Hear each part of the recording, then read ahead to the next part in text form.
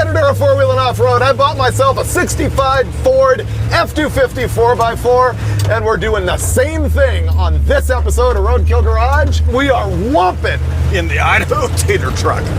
Oh, here's some... Oh! That hurt. Oh, I bumped my head on the roof. I should have buckled up.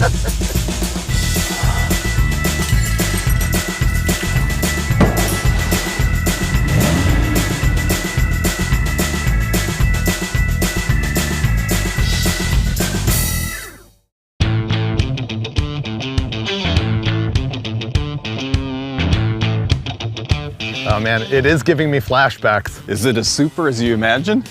It's pretty good. I have trepidation because it's like, I so regret selling my old one. I don't know if I want to like fall in love with this one or not. Just wait for the best part of all. You ready? What? Oh man! Wow, runs perfectly. I have to sit in it. Let me sit in the driver's seat. Yep, seating position is exactly the same. Same steering wheel. This is going to be one of those feel-good episodes. Those of you who remember when I was the editor of Peterson's Four Wheel and Off-Road magazine probably remember that I had a 65 Ford F-250 4x4 long bed, and just a few years ago I got rid of the thing. And so when the opportunity came up on Craigslist, which I'm constantly searching, in Idaho to find another 65 F-250 4x4, we snatched it up. I think we're gonna put a brake master cylinder on it for sure, clean the whole thing up. I wanna put an intake and carb on it, and then we're gonna road trip the thing. And on the road trip, I wanna show you exactly like how to perfectly tune a carburetor using a air fuel gauge and a vacuum gauge. And then at the end of the journey, I actually know where my old truck is, and we're gonna go visit it, and I'm gonna find out if the guy will swap me back.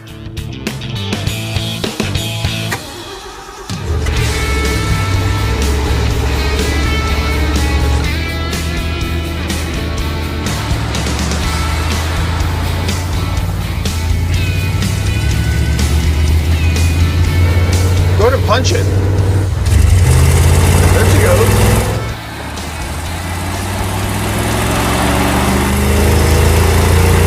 Oh, the hook's coming up. Was it really? Yeah. Okay. Oh man, I don't want that hook to go flying through the windshield. I know. That would suck. Now let me start practicing to stop. Oh, we're gonna have to fix that. You just went right through a stop sign, Freiburger. I did. If you see a ball like roll across the road, just beware there might be a child running after it, so be ready to hit the brakes.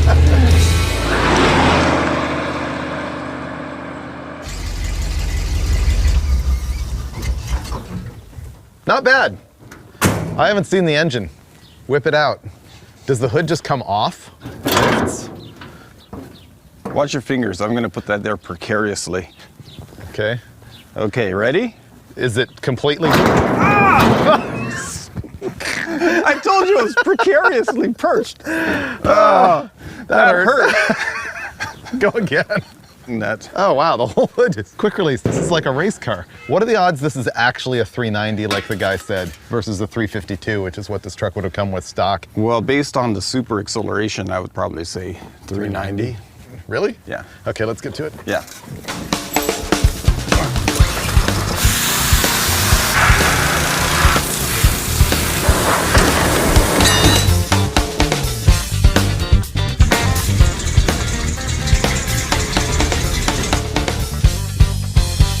The problem with the brakes is that you step on the pedal and there is none. It goes right to the floor. You have to like jam it really hard to get it to stop at all because we think the seal is wasted in the master cylinder. One of the indicators of that is if you get it pumped up and hold it, it slowly just sinks to the floor, yet the fluid's not leaking out anywhere, indicating that it's bypassing the seal inside the master right here.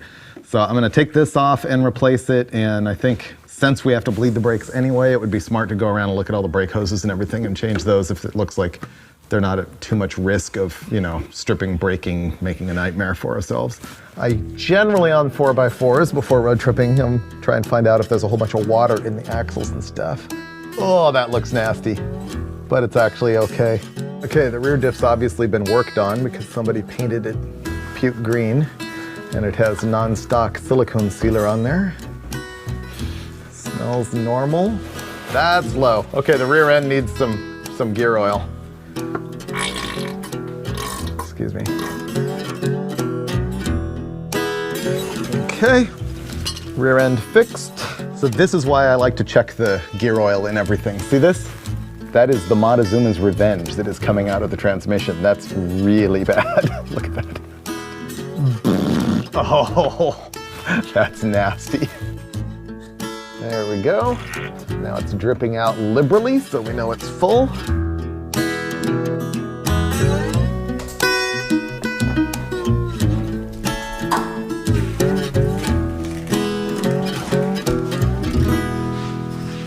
Steve's cleaning up the engine, so I figure I should tell you what we're doing here and why.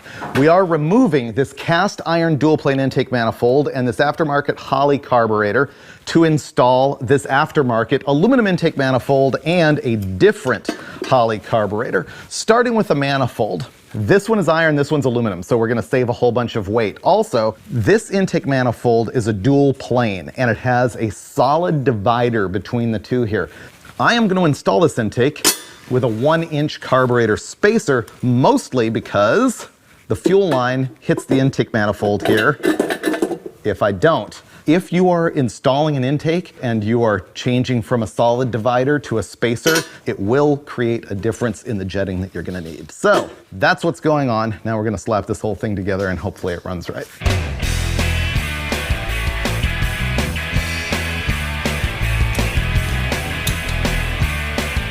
You want to rubber cement the gasket to the valve cover or use some sort of sealer so that you can take the valve cover on and off the engine and the gasket sticks with the valve cover.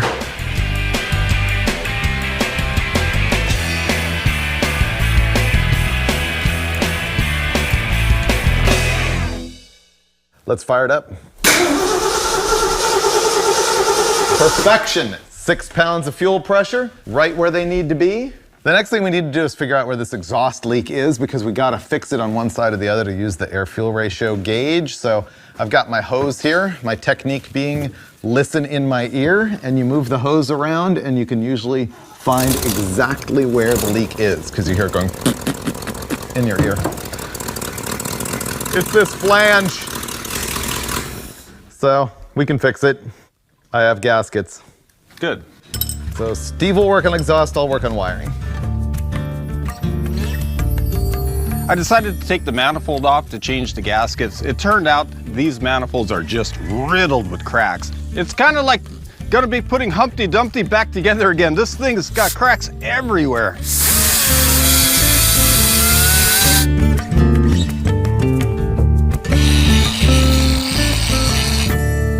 Well, I think the manifold's about as good as it's gonna get. I booger welded all the cracks that I could get to.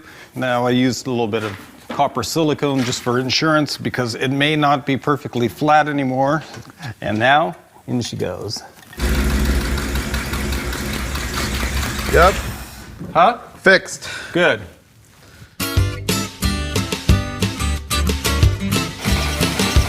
I'm drilling a hole in the exhaust pipe right here to install this bung, which in turn will allow me to install this device. This is an oxygen sensor, and what it does is it measures the free oxygen in the exhaust system and it translates it into a voltage signal. With that, we can monitor exactly what the air-fuel ratio is, which is going to be a gigantic help tuning our carburetor.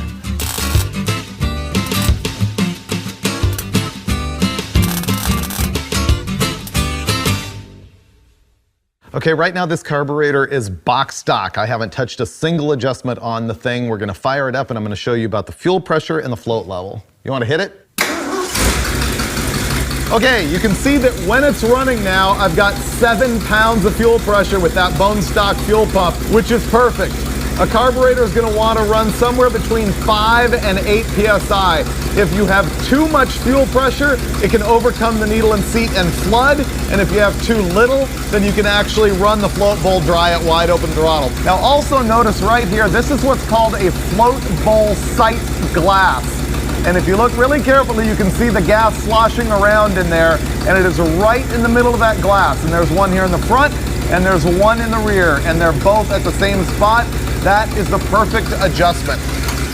So here's what's going on with the float bowl level. This is a float bowl, and this is basically a toilet. There is a valve called a needle and seat that threads in right here, and that's what lets the fuel inside the float bowl and regulates how much fuel is in the bowl. It's got this little plunger right here that closes and opens. So what closes and opens it is the float right here. When the float moves down like this, that means that the level inside the bowl is low, and so the valve opens and lets fuel in until the float comes up and touches that and shuts off the valve, and now fuel is not flowing anymore. So that's how that works. Here's another example of it right here. There is the float, here's the needle and seat. Here's the adjustment that you might need to make in case your float bowl level is not correct by looking through that sight glass. If I turn this upside down, you can see that as I rotate that needle and seat valve, it moves the float up and down. And that's how the fuel level in the bowl is adjusted. Let's just do a quick idle speed adjustment. It actually is like flawless. What's it at, 700? 750. 750. So you can see it's easy enough to speed it up or slow it down. Hopefully your application doesn't have that exhaust leak. So I'm gonna bring it on back up to about 750. How's that? That's a nice 700 RPM. I like that. Right there? Okay. Okay, next we're going with the idle mixture screws. Those are located on both sides of the metering block. Sometimes a carburetor will only have these on the primaries. Sometimes it'll have what's called a four-corner mixture adjustment, which means it's got them on both the front and rear metering blocks. What you do need to worry about is adjusting these mixture screws. And what they are doing is controlling the amount of air and fuel emulsion that is being delivered through each barrel at idle. We're gonna make sure that all of these screws are set the same, and right now they're all 1/2 a turn out. And with it running, I'm gonna go around and just sort of by ear screw them in and out, going round and round and round until I'm happy with it. So this is going to be like a closed book test. I get to look at the vacuum gauge and you get to adjust the carburetor and I'll tell you how you do. Okay, so yeah, check me. All right, fire it up. I'm gonna go in quarter turn increments. Do the other side equally.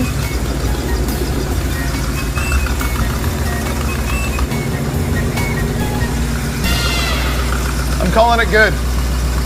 I'm calling it pretty good too, Freiberger. Nice job. What did it say? Well, you had under 17 inches at idle start, and now you're just a tick under 20. Yeah. Yeah. Pretty good. Yeah. Okay. Next. Hit the road. Okay.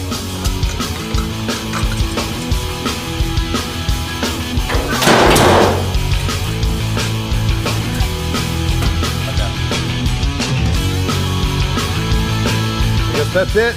I think this thing's roadworthy. We're actually pulling out.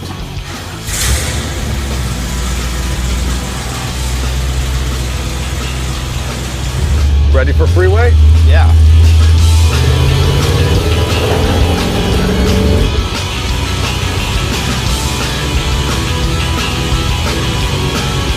Man, you really do feel like king of the road in this thing. It's just relaxing. It's a feel-good truck. Yeah. You know how you always have fond memories of an ex-girlfriend until you get back together with her and remember why you couldn't stand her? That might be what this trip is going to be, visiting my old truck. Yeah.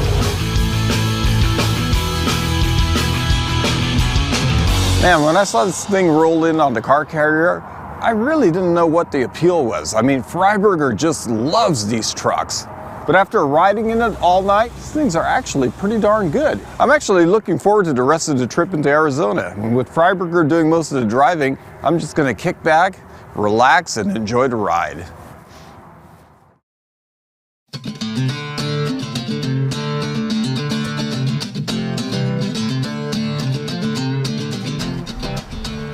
Right now, we're gonna put some larger jets in the primary metering block because last night when we were cruising at like 3,000 RPM, 65 miles an hour, the air-fuel ratio was between 15 and 16 to 1, depending on like how much hill we were on and how much throttle I was giving it. And that's way too lean. Lean means not enough fuel in the mixture. A leaner mixture is a higher air-fuel ratio number. A richer mixture is a lower number. It really would like to be closer to 14.5, 14.7 on an old vehicle like this. Let's talk about why this thing would run lean or rich and how the carburetor works.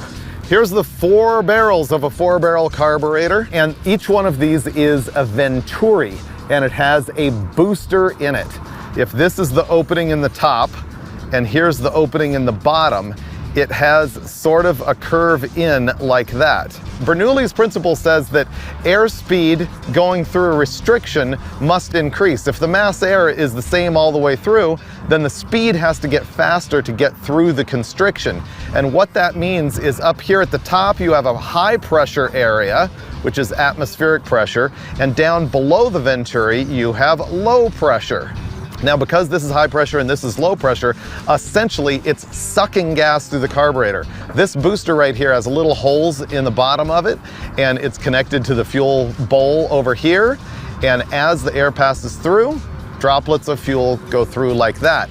Now over here on this side of where the booster is, inside the carburetor, there's what's called jets. A jet is a metered orifice. It has a hole in it, and it regulates how much fuel gets into the air well where it turns into an emulsified mixture.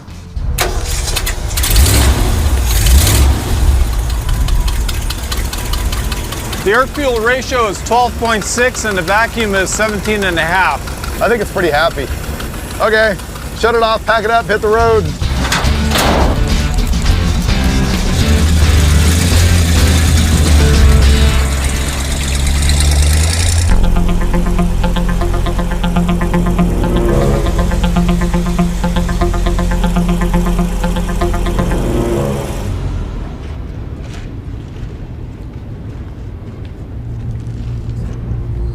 Ghost town exploring, Ludlow, California.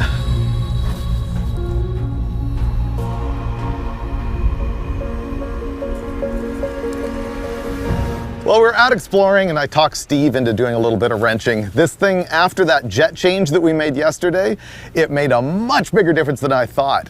It was way too lean, and now in my opinion, it's too rich. It's cruising at like 12.5 to 13.5 to 1, and I'd rather see it 13.5 to 14.5 to 1 at very light throttle at cruise.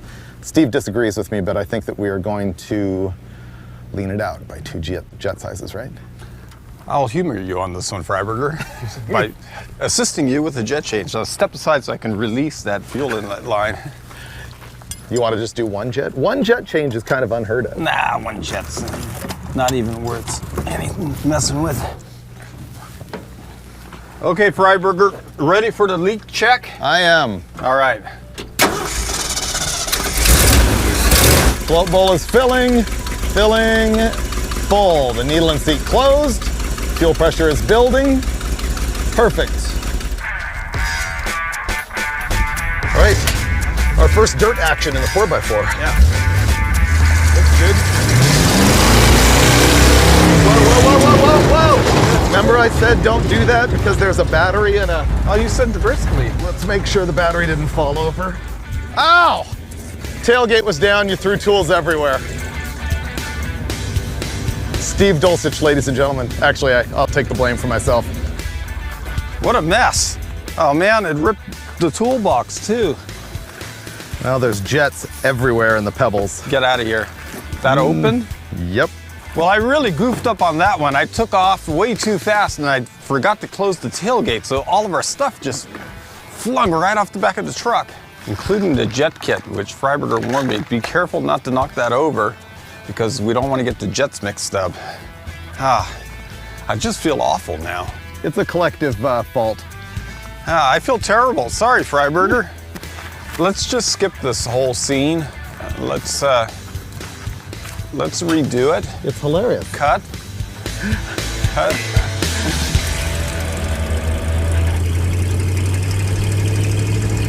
Oh, look at Oh. that. That's a 55 Plymouth. Let's go take a look at it. Or it's a DeSoto. Wow, it's pretty good. I like the dash-mounted rear view mirror. The whole dash is epic. Can you see them putting that much effort into a dash these days? Never. Unbelievable. Oh, the motor's still in it. It is? Yeah. I thought it was gone. I want to check the numbers. It's a 361. Yeah. Look how much sand's in there. Road tripping is all about getting off the highway. Look at the adventure we stumbled into. We get off, get gas. I want to change some jets in the middle of nowhere, and so we find this ghost town. Steve scatters parts all over the desert, and then we find ourselves cruising around here looking at just neat old abandoned cars and buildings and stuff. And if one of us doesn't get tetanus, it'll be a miracle.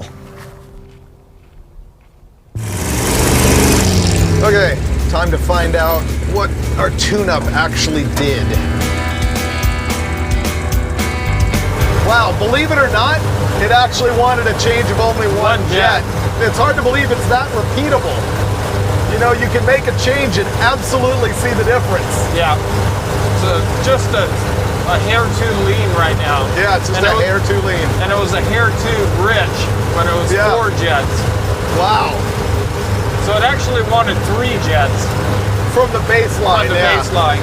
Yeah, so we went from 65 to 69 to 67, and what it wants is a 68.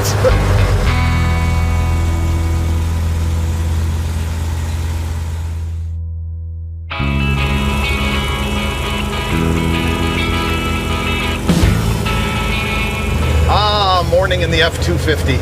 I know, it's a nice day. I know. Perfect for maybe some challenging off-roading. The locals told us to go to Finger Rock. This will be our first real time on dirt with the F-250. It might get dusty.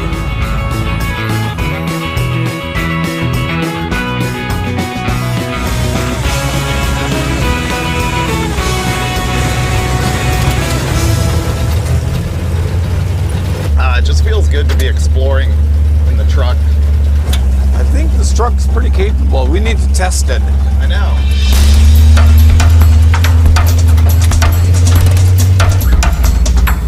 Oh yeah, we can crawl it. Yeah. Don't you think? I think it's got that. It's pretty steep though. Yeah.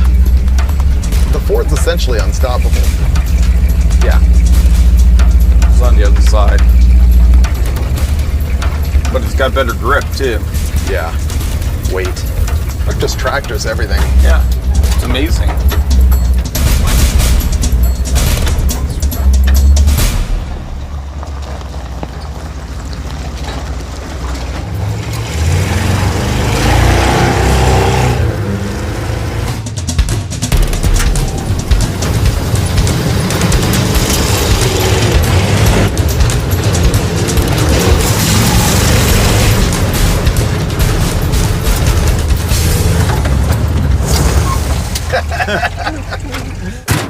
Overall, I think we've proven that the F-250 is a pretty competent desert explorer. It'll kind of do everything you need. It hasn't let us down one time. Not yet. No. It will. We'll break it. But right now, I want to do some more carburetor tuning. We're going to start messing around with power valves. Here's the deal. When we were climbing a hill last night and just laying into the throttle, but not getting into the secondaries, it was running way too lean as the load went up. And we know that by looking at our air fuel gauge, and we can also look at our vacuum gauge and know when the power valve is opening. The power valve allows fuel enrichment when the engine's under higher load, which means the manifold vacuum is less. This is a 6.5 power valve, which means that this opens when the manifold pressure drops below 6.5 inches of mercury, and it allows more fuel to flow so that the thing doesn't run too lean. It's opening too late, and because of that, we're gonna change it to a 10.5, which will open earlier. If we're cruising at like 15 inches of vacuum and we just start to lean into it, it drops fairly quickly to 10 inches of vacuum, and so this thing will open. What we're seeing now is if we have to keep laying into it till it gets all the way to 6.5 inches and our old valve would open, the engine was gonna hurt itself. It was way too lean. Got it, Steve-O? Yeah, I've got a 10.5 power valve installed. Yeah.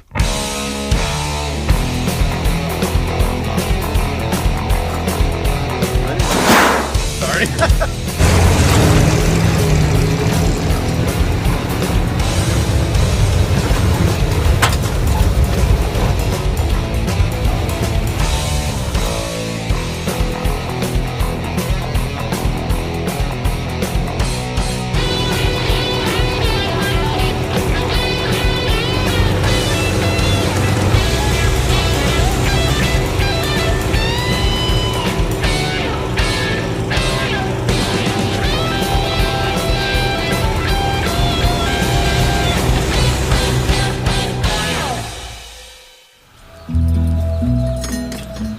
the day, Dulcich.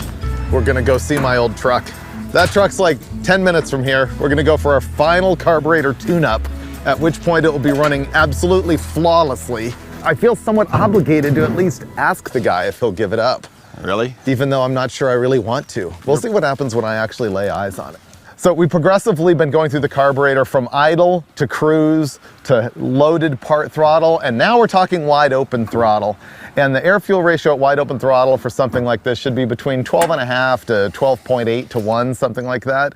And that's exactly where this one is. So the secondary jetting is great, but as you floor it, it goes through a big lean spot. And our theory is the secondaries aren't opening fast enough. So Steve, show them what you're gonna do. So this carburetor has a vacuum diaphragm on the secondary, and that controls the rate of opening of the secondary barrels. And the diaphragm has a spring. The stiffer the spring, the slower the secondaries opens. And they usually ship them with the super stiff spring, but Yeah. We got a kit.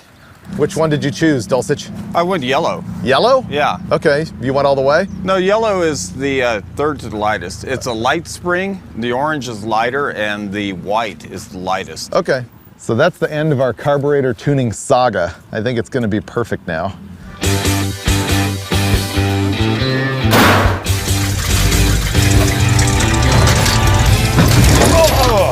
Ouch! It's the most radical four-wheeling we've done. I know. You realize everything is perfect on this truck now. I know. You know, I've kind of had similar circumstances where I've revisited a favorite old vehicle.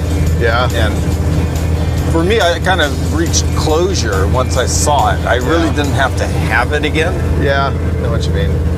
Oh, there it is. Oh, it's got fuzzy dice on it. That's already a downside.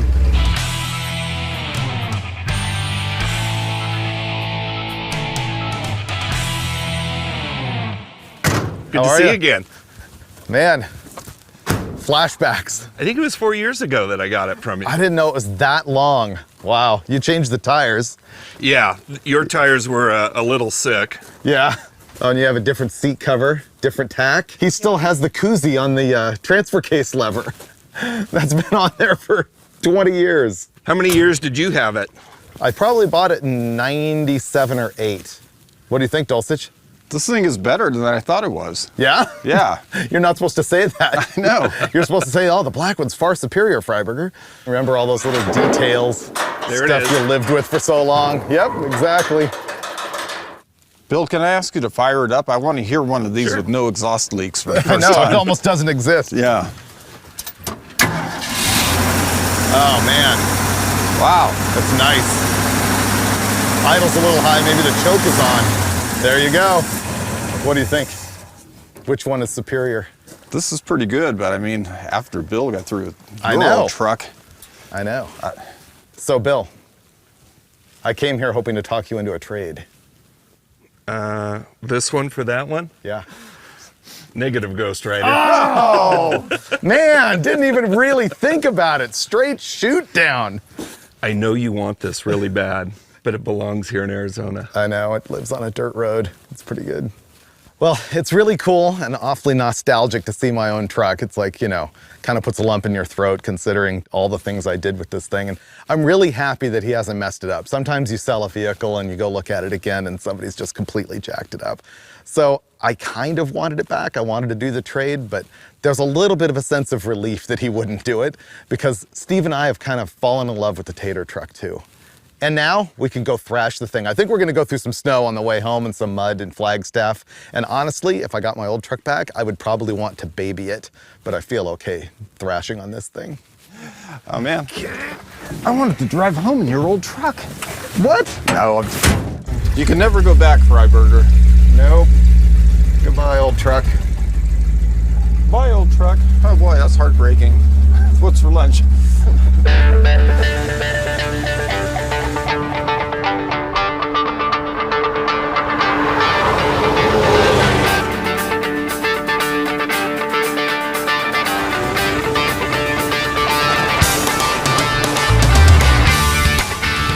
Super swappers. Really? They're gonna fling stuff everywhere. It's gonna be great. Oops, should have double clutched. Yeah. Oh, there's some goop. A little bit.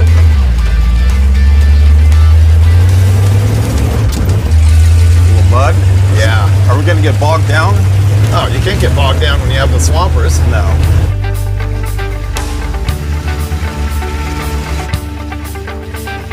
This thing just can't be stopped. Well, unless I hit a tree. Yeah. I better be careful.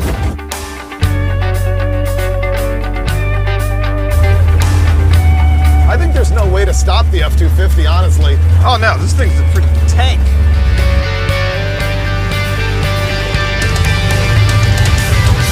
This thing is a great desert and mountain exploration vehicle. Yeah.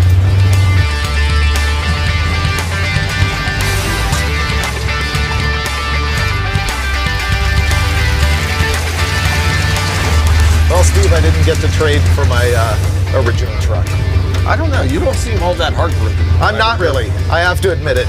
Once I actually revisited, I realized this truck is in fact better than my original F-250. And you get to relive all those memories in a brand new truck and make more Yeah, exactly. That's what we're doing right now. with the Tater truck.